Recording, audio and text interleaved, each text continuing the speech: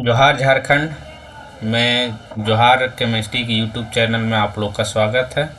आज एक छोटा सा वीडियो इन्फॉर्मेशन सिलेबस को लेकर, जैसे सीजीएल जियोलॉजिकल एनालिस्ट का जो एग्ज़ाम होने वाला था किसी कारण कैंसिल हो गया, जो 9 तारीख से होने वाला था, तो इसी पे हम भी तैयारी कर रहे थे ज़ोरों शोरों से 2 साल से।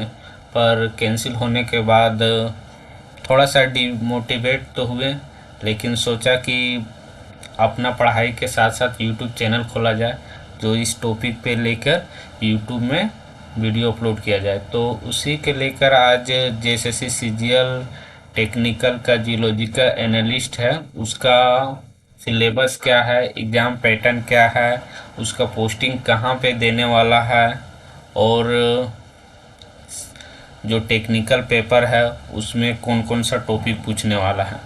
तो चलिए आज शुरू करते हैं। तो आप लोग देख रहे हैं स्क्रीन पे कि ये जो फोटो लगा हुआ है वो झारखंड जियोलॉजिकल लेबोरेटरी हजारीबाग जो है, हजारीबाग में ही है, 1965 में खुला हुआ था। तो उसी पे वहीं में काम करना है, सबको पोस्टिंग यहीं पे देगा।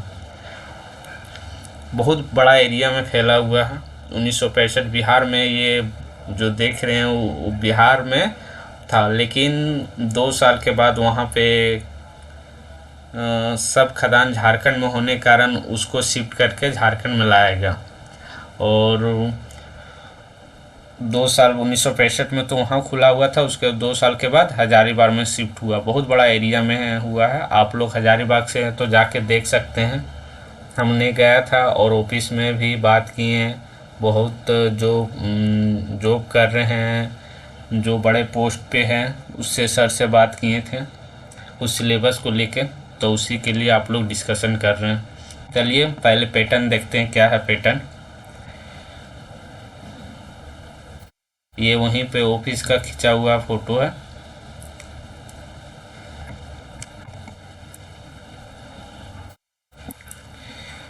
देखिए इसमें पेपर 3 पेपर आने वाला है। 3 पेपर आने वाला है, जिसमें एक पेपर क्वालिफाई पेपर है। जैसे आप देख रहे हैं कि पेपर 1 जो भाषा ज्ञान है, भाषा ज्ञान 120 क्वेश्चन पूछेगा। परीक्षा 2 घंटा के रहेगा। पहला हिंदी ज्ञान रहेगा जो 60 क्वेश्चन रहेगा, जिसमें से 30 क्वेश्चन पैसेज रहेगा और 30 क्वेश्चन ग्रामर से रहेगा। जैसे संधि क्या हो गया, संधि और समास, विलोम शब्द, परिवाची शब्द, वचन, यही सब रहेंगे। और इंग्लिश में जो रहेगा वो भी, उसमें भी आपको 30 नंबर पैसे से रहेगा और 30 नंबर आपका इससे ग्रामर से रहेगा। इसमें आपको ऑल टोटल दोनों में से ला के 60% लाना है। 60% लाना है, वो भी आपको नेगेटिव मार्किंग है। थोड़ा सा टफ तो होता है। जैसे सीजीएल में जो हुआ था उसमें बहुत कोई डिस्क्वालीफाई हो गया था पेपर 1 में। इसलिए सीजीएल वाला में पेपर में थोड़ा सा टफ था, इसलिए कि वो यूपीएससी का जो होता है उसी का पेपर उठा के इसमें एग्जाम में पूछा गया था। इसी के लिए थोड़ा सा टफ हो गया था। हो सकता है मे बी उसी लेवल का रहे। अगर उससे लेवल थोड़ा सा नीचे रहेगा तो सबको तो क्वालिफाई हो जाएगा, लेकिन उस लेवल का अगर रहे तो थोड़ा सा मुश्किल हो जाएगा। इसलिए पेपर 1 को भी ध्यान में देना है। तो पेपर 1 बता ही दिए कि 120 क्वेश्चन का रहेगा और वो 2 घंटा करेगा। 60 हिंदी 60 इंग्लिश। चलिए पेपर 2 की तरफ। पेपर 2 जो है वो जनजातीय एवं क्षेत्रीय भाषा के लिए है। इसमें से आप 7-8 गो लैंग्वेज, उसमें से कोई एक लेना है। जिसमें से हिंदी है, अंग्रेजी है, उर्दू है, संथाली है, बांग्ला है, मुंडारी, हो, खड़िया, कुड़ू, कुरमाली, खोटा, नागपुरिया, पंचपरगनिया, उड़िया और संस्कृत। इनमें से कोई एक लेना है। इसमें से 100 क्वेश्चन रहेगा। 100 क्वेश्चन में आपको 30% इसमें भी लाना है। अगर इसमें भी 30% नहीं लाते हैं तो डिस्क्वालीफाई हो जाएंगे, और 30% आराम से आ जाएगा। जहाँ तक मेरा सवाल है तो हम लोग इधर खोटा ही लिए हैं, अधिकतर खोटा या नागपुरिया ही लेता है, तो हम लोग हजारीबाग साइड जो है वो खोटा ले रहे हैं सब, तो हम भी खोटा लिए आराम से 85 नंबर। अगर 10 दिन भी पढ़ाई करेंगे तो 85 आ जाएगा, लेकिन 90 या 95 लाने पर थोड़ा सा उस पर जोर देना होगा, थोड़ा सा डीप पढ़ाई करना होगा। से 85 तो आराम से आ जाएगा, लेकिन हम लोग के 90 या 95 लाना है। तो खोटा का भी जो है सिलेबस उसका डिस्कशन कर दिया जाएगा। पहले पेपर 2 का जो बता दिए, वो पेपर 3 जो है वो टेक्निकल पेपर बोला जाएगा। उसमें से जो टेक्निकल पेपर रहेगा, जो 100 क्वेश्चन रहेगा। पहले क्या हुआ था कि जब सिलेबस 2022 में जब आया था वैकेंसी, उसमें आपको जो लैब असिस्टेंट या पीजीटी का वो वही सिलेबस था, पर इसमें इस बार जो है उसमें चेंज कर दिया गया। चेंज किया गया तो उसमें जब था तो एनसीईआरटी या बेसिक जो था वही था। इसमें जो चेंज किया तो बस वो डिस्क्राइब नहीं किया, बस सिंपल से आपको क्या किया गया कि टॉपिक का नाम दे दिया गया जो जिस पे वर्क किया जाए। जैसे आप जहाँ भी लैब में जाइएगा, जो एनालिस्ट जो लैब होता है जहाँ पे आपको वाटर सैंपल या मिनरल का टेस्टिंग होता, तो उसमें जो वर्क किया जाता वहीं पे सिलेबस को डिस्कशन किया, तो वो 100 नंबर का। और सामान्य अध्ययन 20 नंबर का, तो बहुत भास्ट सिलेबस होता है, लेकिन इसमें अधिकतर देखा गया है इस जो सीजीएल लेवल का जो और भी एग्ज़ाम हुआ टेक्निकल जैसा ही, जैसे आपको महिला पर्यवेक्षक का सेम टू सेम यही सिलेबस था, बस 100 नंबर जो उन लोग का था, उन लोग का होम साइंस शायद पढ़ना था, हम लोग का टेक्निकल पढ़ना। तो उसमें और एक और एग्ज़ाम था जेएसएससी नगर पालिका का ही था, तो नगर पालिका में भी जस्ट सेम सिलेबस था, बस 100 नंबर जो था टेक्निकल का, जैसे मैथ का था या और अदर सब्जेक्ट था, उसमें चेंज किया था, बाकी सेम था। तो उसमें हम लोग देखें कि साइंस में जो है कि ज़्यादा डीप तो नहीं पूछा गया, लेकिन उसमें से 7 से 8 आपका 7 या 8 गो आपको करंट अफेयर रहेगा। इसमें 4-5 गो जो रहेगा वो आपका स्टैटिक रहेगा, और 2-3 गो जो आपको झारखंड रहेगा, और 2-3 गो हिस्ट्री या पॉलिटी या जियोग्राफी से 1-2 क्वेश्चन है, मतलब 3 या 4 क्वेश्चन हिस्ट्री ज्योग्राफी से रहेगा। तो इसके थोड़ा बहुत देख लिए, करंट अफेयर स्टैटिक देख के जाइए। और गणित रहा तो गणित में या मैथ में आप जो जानते हैं वो बेसिक पूछा जाता, लेकिन इसमें भी थोड़ा सा टाइम देना होगा। और साइंस तो बहुत इजी पूछा जाएगा, साइंस के लिए उतना टेंशन नहीं लेना है, और आराम से साइंस तो आराम से बना लेंगे। साइंस बैकग्राउंड से आप लोग हैं तो साइंस में कोई दिक्कत नहीं। दिक्कत इसमें मैथ और जीएस में है, तो थोड़ा बहुत प्रैक्टिस कीजिए, आप लोग का भी हो जाएगा। तो चलिए जो 100 नंबर का टेक्निकल पेपर उसमें चलते हैं।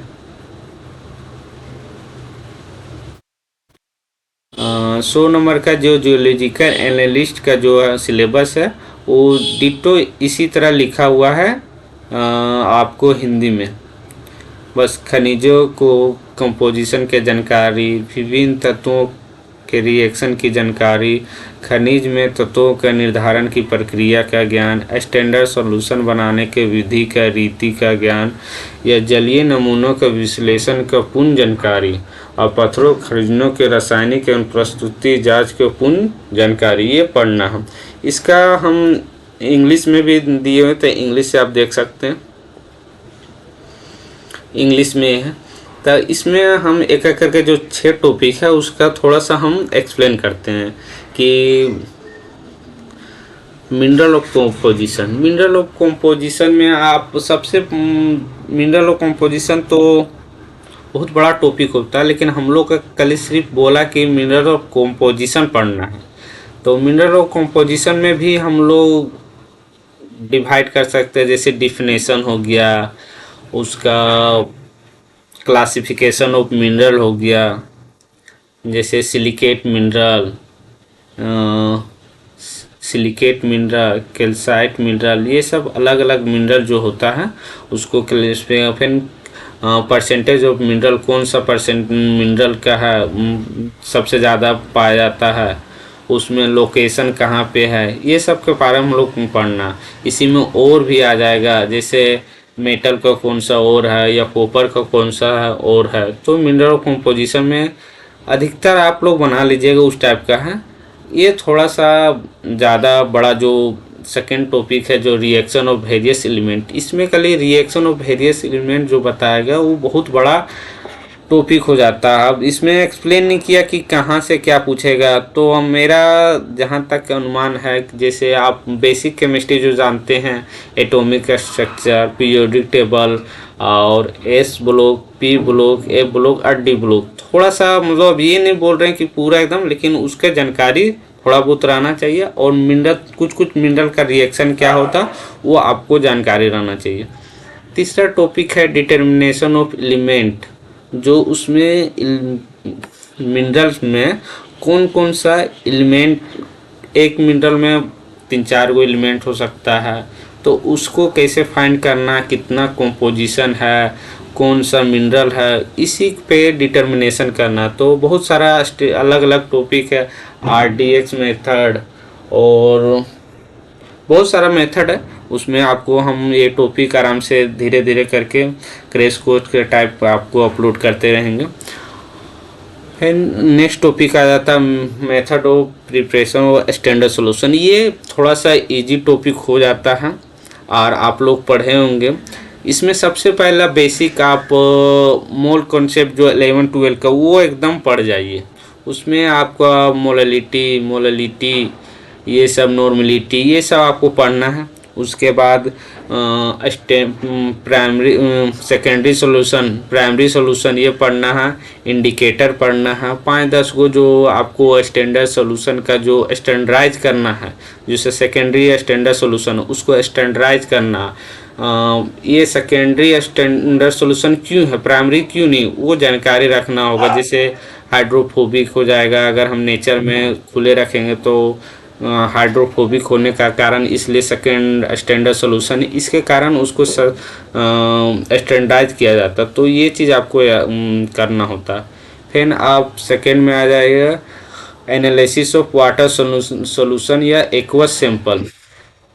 ये इसमें स्कोरिंग टॉपिक है, इसमें से आप लोग नंबर उठाया जा सकता है। इसमें से आप लोग वाटर के बारे में पढ़ना है। इसमें जो अलग अलग पैरामीटर है, जैसे फिजिकल पैरामीटर, केमिकल पैरामीटर और बायोलॉजिकल पैरामीटर, 3 पैरामीटर है जो अलग अलग है। जैसे फिजिकल में आ गया TDS, फिर आपको जैसे TDS होता है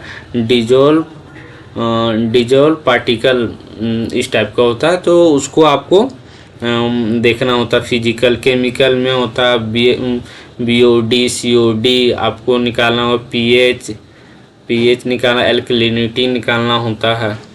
तो ये बायोलॉजिकल में कुछ है, उसको आपको ध्यान रखना होगा। तो वाटर सैंपल भी हो जाएगा। थर्ड चैप्टर है जो थोड़ा सा टफ लगता है, इसमें आपको जियोलॉजिकल एग्जामिनेशन रॉक का मिनरल में ये थोड़ा सा फास्ट हो जाता। तो अब देखा जाएगा कि क्या पूछा जाएगा, लेकिन इसका भी हम आपको वीडियो के माध्यम से समझा देंगे। चलिए आपको YouTube में यहाँ तक बने हैं तो इसके लिए थैंक यू। फिर से जाते जाते जोहार, थैंक यू।